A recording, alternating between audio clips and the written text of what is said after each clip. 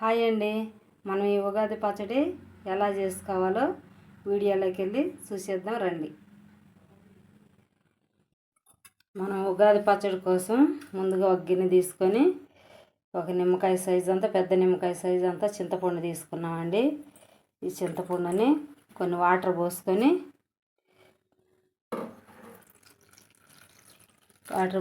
శుభ్రంగా నీట్గా కడుక్కోవాలండి. నీట్గా కడుక్కొని మళ్ళా వాటర్ పోసి పెట్టుకోవాలండి. వాటర్ పోసుకొని కొంచెంసేపు నానబెట్టుకోవాలి. మనకి చింతపండు నానిపోయిందండి. ఈ చింతపండు మనం పిసుక్కొని రసం తీసుకున్నాము.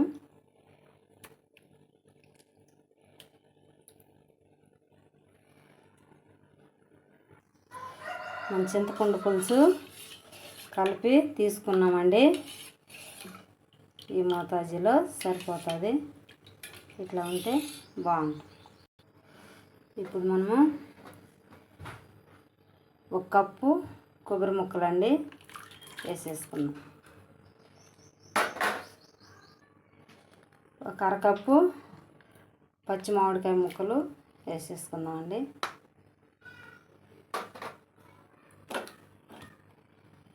ఒక హాఫ్ టీ స్పూన్ అంతా యాపపూత ఉండాలి కదండి. ఈ ఉగాది పచ్చడి అంటే కంపల్సరీగా యాపపూత ఉండాలి. ఒక టీ స్పూన్ అంతా మిరియాల పొడి.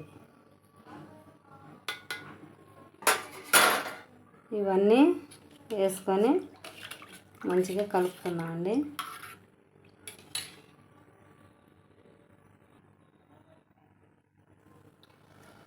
ఒక 2 టీ స్పూన్లు కల్లుప్పు వేసుకున్నామండి.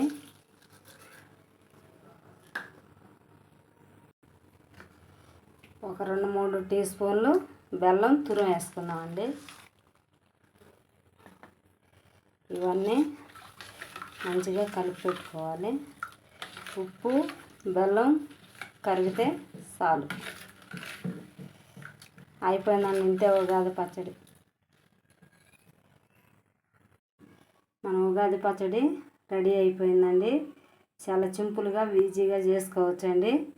ఈ వీడియో కనుక మీకు నచ్చినట్లయితే లైక్ చేయండి, షేర్ చేయండి, సబ్స్క్రైబ్ చేసుకోండి.